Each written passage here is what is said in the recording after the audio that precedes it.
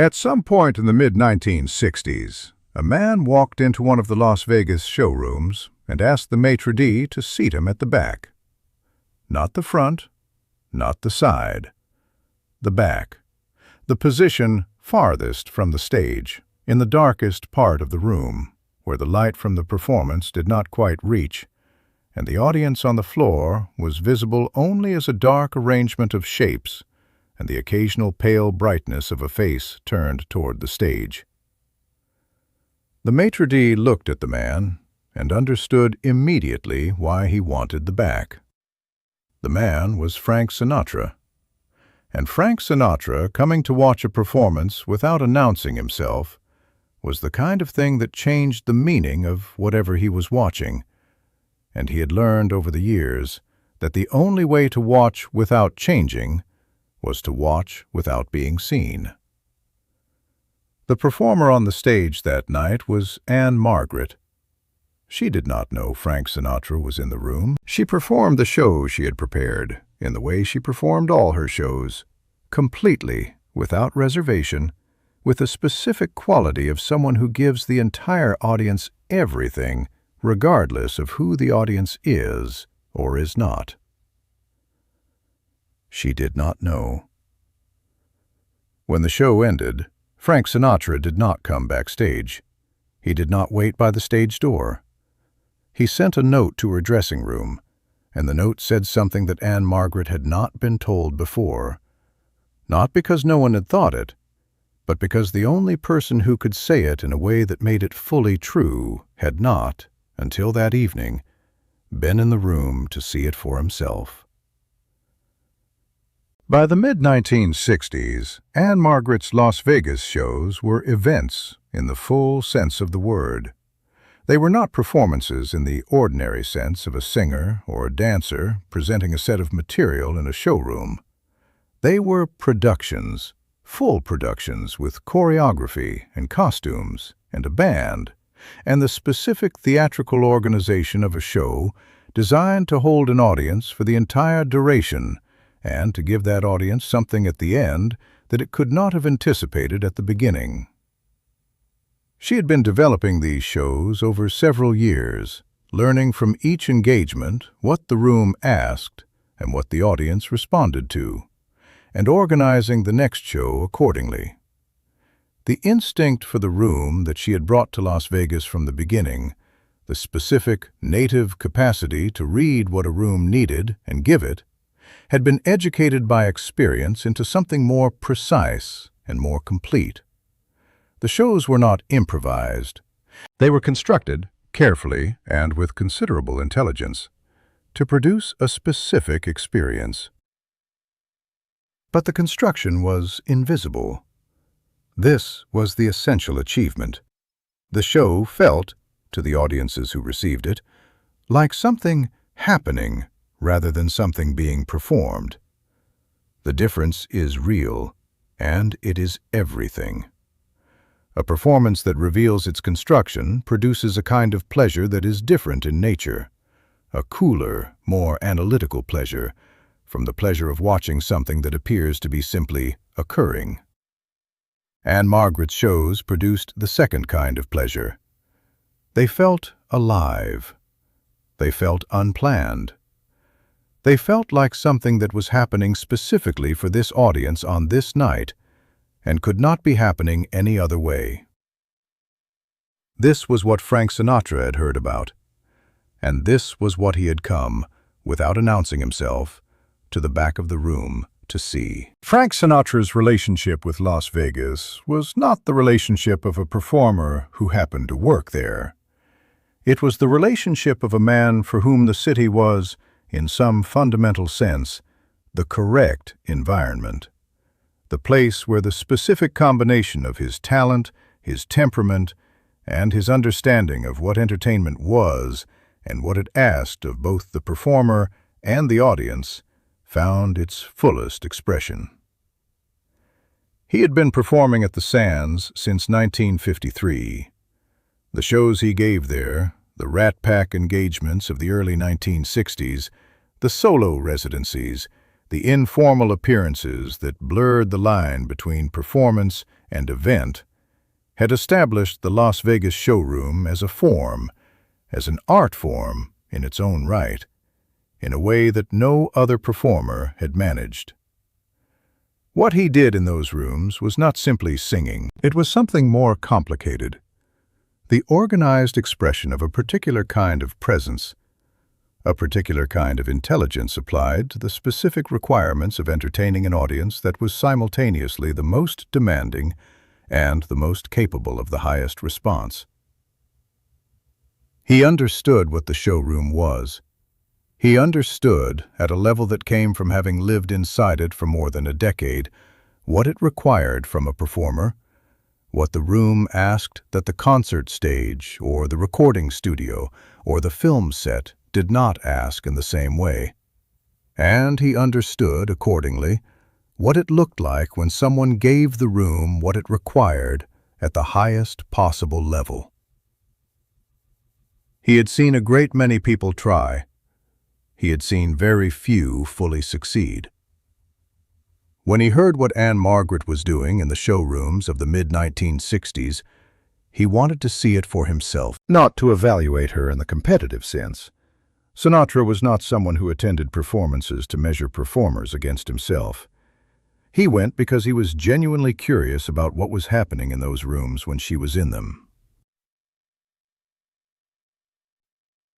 The show ran its full length. Sinatra did not leave early. This matters because Sinatra leaving a performance early was something the Las Vegas entertainment world tracked in the specific way that it tracked significant reactions. And the fact that he stayed through the end was itself a form of assessment.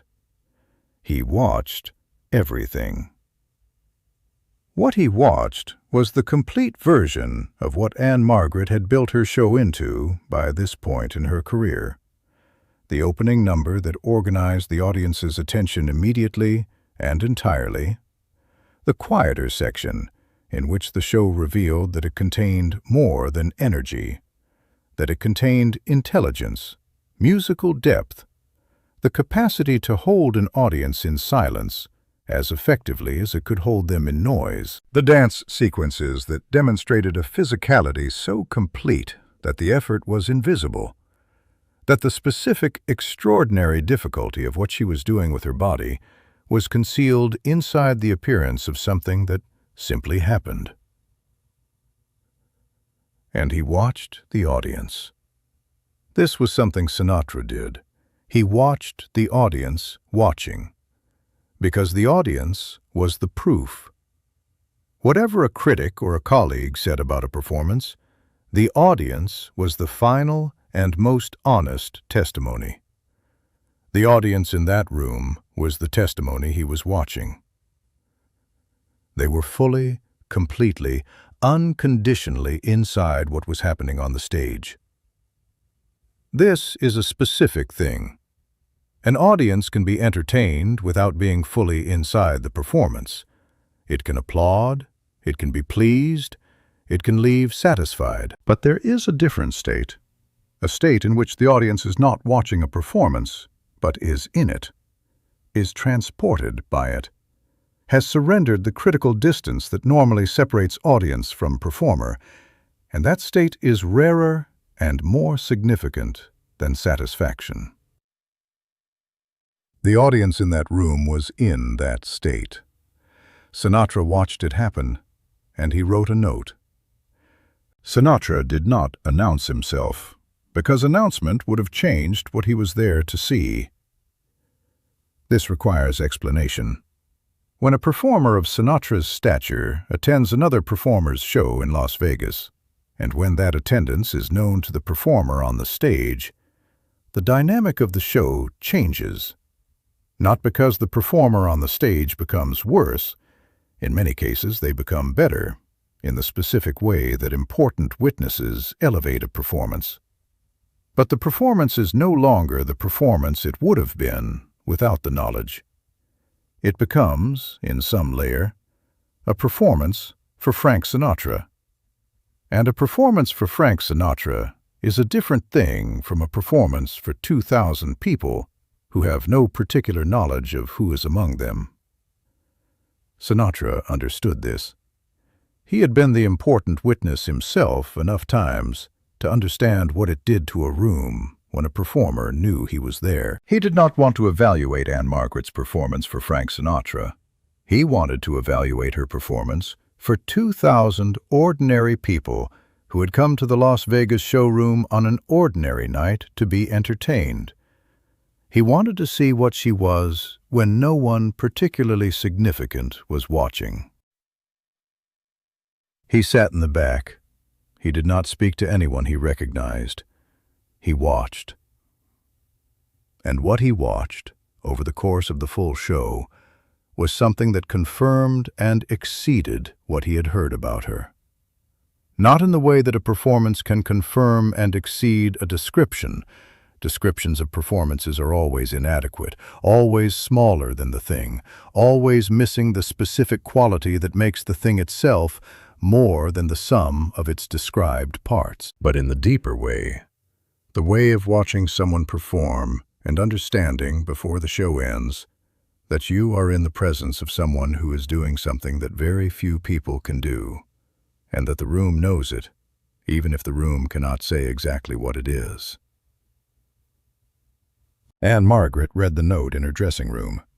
She read it once, and then again, in the way that people reread things when the first reading produces something they want to be certain of before they respond to it. She had received a great deal of praise in her career to this point. She had received reviews, audience responses, industry acknowledgments, the specific and cumulative recognition that accrues to a performer who is demonstrably doing something right and doing it consistently over several years. She knew what praise felt like and what it was worth, which is to say, she valued it appropriately. It was not nothing, but it was also not the same as being understood. The note from Frank Sinatra was not praise in the ordinary sense. It was the specific and unusual experience of being described accurately by someone who possessed both the vocabulary and the first-hand experience to describe accurately. He had named what she was doing with the intelligence and the precision that the industry conversation had not managed, not because the people having the conversation lacked the intelligence, but because most of them had not spent 30 years working inside the specific form she was working inside and had not developed, accordingly, the precise language for what working inside it at the highest level looked like. Sinatra had. He had developed exactly that language, and he had used it. She read the note a third time. Then she sat with it for a moment. Then she went back to the room and gave the second show of the evening. She gave it differently. Not better, the show was already everything it was, but differently, with the specific knowledge that someone who understood the form had been in the room and had seen what she was doing with it, and had found words for it that she now possessed.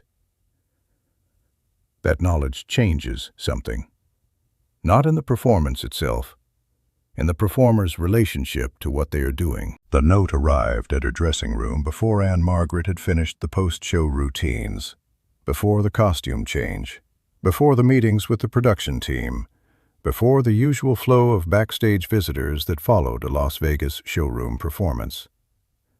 A hotel employee brought it. The envelope was unmarked except for her name. She opened it. The message was brief. Sinatra's communication style in these private contexts was not the expansive style of someone who wrote at length. It was the compressed style of someone who had thought carefully about exactly what needed to be said, and had then said only that. What the note said, in the language he chose for it, was this: that what she did in that room was not what most people who talked about her said she did. That the people who talked about her, the reviews, the industry conversations, the audience descriptions, talked about the energy, the magnetism, the specific electric quality of her presence. And those things were real. But they were the surface of what was real. What was underneath the surface, the intelligence organizing the energy, the musical depth underneath the magnetism, the specific and sophisticated understanding of what an audience needed that produced the experience of spontaneity without actually being spontaneous. That was the thing that the conversation about her had not yet found the language to describe. He had been in enough rooms to know what it looked like. He had been in enough rooms to know how rarely it looked like this. He wrote it down. He sent it to her dressing room, and he left the hotel before she came out. The story of Frank Sinatra sitting in the back of Ann-Margret's Las Vegas show is not a story that was widely told at the time. It circulated in the specific private way that significant things in Las Vegas circulated, among the people who were there, among the hotel staff who knew, among the small circle of industry people who understood what it meant for Sinatra to attend without announcing himself, and to send a note afterward rather than coming backstage. What it meant was this: he had come to evaluate, in the most honest possible conditions, what she was. He had evaluated, and he had found it sufficient, more than sufficient, to write down what he found and to send it to her. In the Las Vegas of the mid-1960s, Frank Sinatra's private assessment of a performer carried a weight that no other assessment carried, not because of his fame, though the fame was real, but because of his knowledge, the accumulated, hard-earned knowledge of someone who had worked inside this form for 30 years, and who understood, accordingly, what the form demanded and what it looked like when someone met the demand at the highest level. His opinion was worth more than any review, because his opinion was rooted in experience that reviews were not rooted in. Ann-Margret continued performing in Las Vegas for decades after that night. The residencies, the shows, the long, sustained engagement with these rooms and these audiences that became one of the defining chapters of her career. She became, over those decades, the kind of figure in Las Vegas entertainment that Sinatra himself had been. A performer whose relationship with the city was not incidental, but constitutive, whose presence in the showrooms defined what the showrooms were.